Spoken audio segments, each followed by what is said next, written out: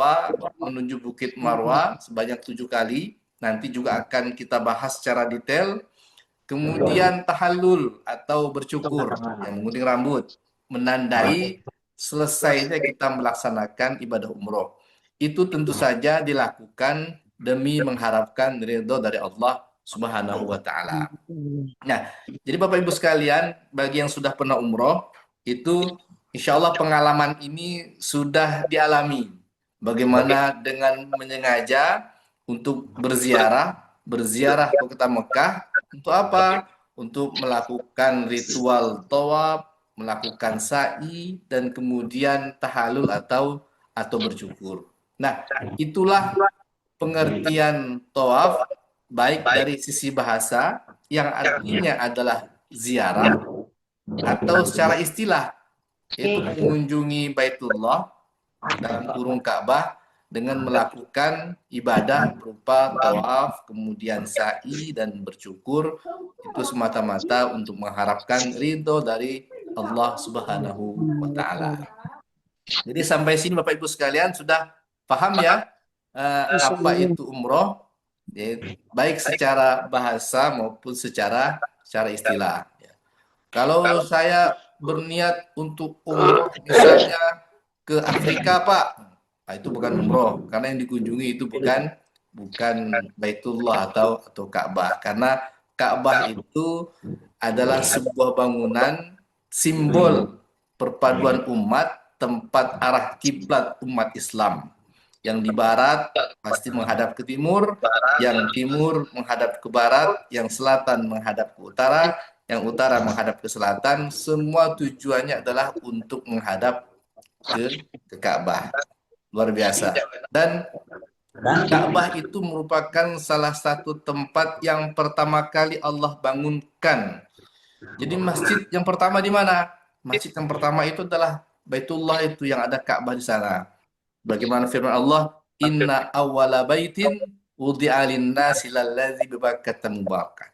Yaitu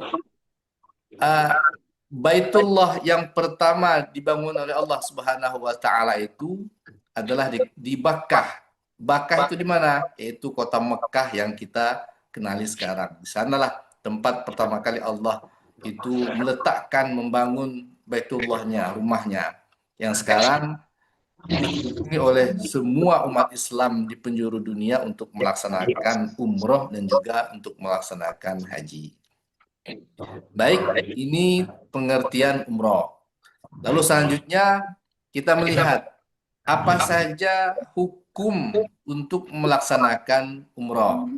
Di sini ada beberapa pendapat dari beberapa imam mazhab. Yang pertama, kalau kita baca, menurut Imam Syafi'i dan Imam Hambali, itu menunaikan ibadah umroh hukumnya wajib sekali seumur hidup bagi yang mampu. Jadi menurut Imam Syafi'i dan Imam Hambali, umroh itu hukumnya wajib sekali seumur hidup. Kemudian menurut Imam Hanafi dan Imam Maliki, menunaikan ibadah umroh hukumnya sunnah muakkad. Jadi sunnah yang hampir menyamai wajib. Ya. Maka orang yang pertama kali melaksanakan umroh disebutkan umrotul Islam. Nah, dilakukan kalau menurut Imam Syafi'i dan Imam Hambali itu wajib dilaksanakan sekali seumur hidup dengan catatan bagi yang istitoah atau mampu. Lalu kemudian menurut Imam Hanafi dan Imam Maliki itu menunaikan ibadah umroh hukumnya sunnah muakkad. Ya. Jadi kalau kita ambil jalan tengah, kalau tidak mampu berarti tidak ada kewajiban orang tersebut untuk melaksanakan umroh.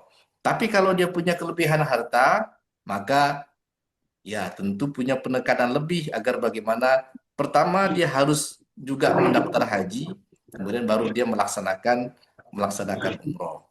Karena Bapak Ibu sekalian, terkait dengan umroh ini, ya, fenomena yang terjadi di masyarakat kita itu banyak sekali, ya, yang saya alami di kantor, banyak sekali jamaah yang membatalkan hajinya. Kemudian uang pembatalan sejumlah 25 juta itu ditarik untuk apa? Untuk mendaftar umroh. Kemarin ketika kita melaksanakan kegiatan di kantor sudah dijelaskan oleh Ketua MUI bagaimana posisi umroh dan haji. Ya, umroh itu tentu tidak bisa menyamai haji. Yang wajib itu adalah haji.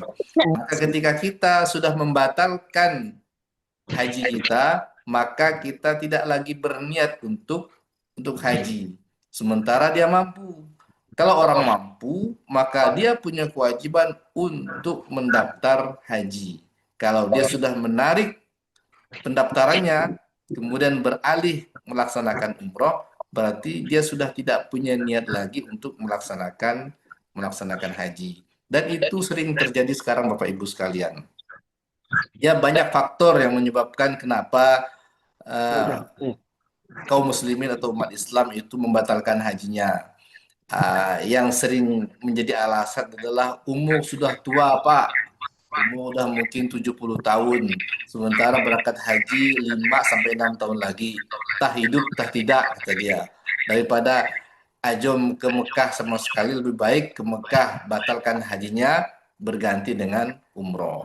Kalau itu tetap dia tidak dapat hajinya, maka sesungguhnya kalau kita tidak sampai umur kita, tetapi kita tetap berniat untuk haji, maka insya Allah kita akan mendapatkan pahala haji kita. Sebagaimana kemarin sudah dijelaskan oleh Bapak Ketua MUI terkait dengan haji dan umroh.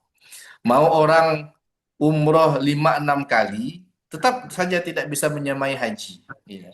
Haji tetap haji, seperti orang begini Bapak Ibu ya. Dia mengambil sarjana S1 lebih dari 2 kali. Ada yang 2, ada yang 3 sarjana S1-nya. Tetap saja dia dianggap masih sarjana S1. Ya. Belum sarjana S2. Kenapa? Karena memang yang diambil itu sarjana S1. Walaupun 5 dapat titel sarjana S1, ada SPD, ada SE misalnya, ada SPDI, ada SH, tetap saja dia dianggap sebagai sarjana strata 1. Tidak mampu, tidak akan merubah strata ke strata 2-nya meskipun 5-6 kali mengambil sarjana S1. Baik, kita lanjut. Sambil bertanya oleh Bapak Ibu ya.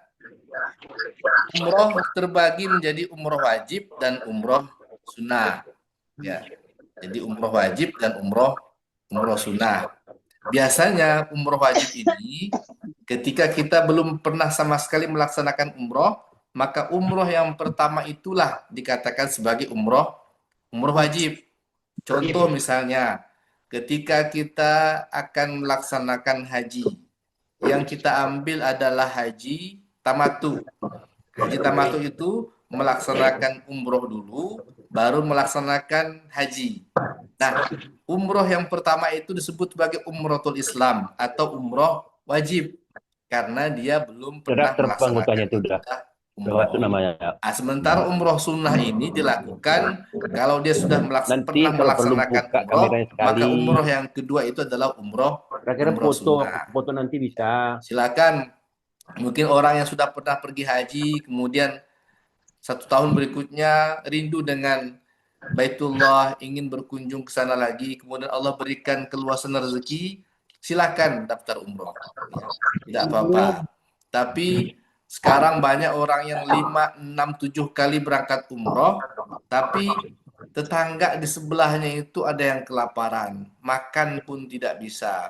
Ada mungkin tetangganya yang pengen berangkat umroh tidak bisa karena tidak punya kemampuan harta. Maka alangkah baiknya kalau kita punya keluasan rezeki yang sudah berulang kali berangkat ke Mekah untuk melaksanakan umroh dan haji, ya mungkin 1 kali silakan bersedekah, berinfak kepada tetangga kita, daftarkan dia umroh atau daftarkan dia haji. Insya Allah itu adalah investasi kebaikan yang bisa kita lakukan. Kemudian umroh wajib adalah umroh yang pertama. Yang dilakukan seorang muslim disebut juga umrohul Islam, yang sudah saya sampaikan ya. Dan umroh yang dilaksanakan karena nazar. Jadi umroh wajib itu ada 2 model ya. Pertama, umroh yang pertama kali dilakukan oleh seorang muslim. Ya, kalau dia pertama kali melakukannya maka disebut sebagai umrotul Islam atau umroh wajib. Dan umroh wajib itu juga dikategorikan sebagai wajib kalau dia bernazar. Misalnya, kalau anak saya mungkin diterima menjadi pegawai negeri, maka saya bernazar akan melaksanakan umroh. Nah, kalau anaknya tadi ternyata lulus sebagai PNS, maka dia wajib untuk melaksanakan umroh. Karena apa? Karena sudah bernazar. Nah, itu dia. Jadi umroh itu hukumnya wajib kalau dia bernazar ingin umroh jika anaknya ini menjadi pegawai negeri sipil. Nah, itu salah satu contohnya. Kemudian umroh sunat ialah umroh ini dilaksanakan setelah umroh wajib, baik untuk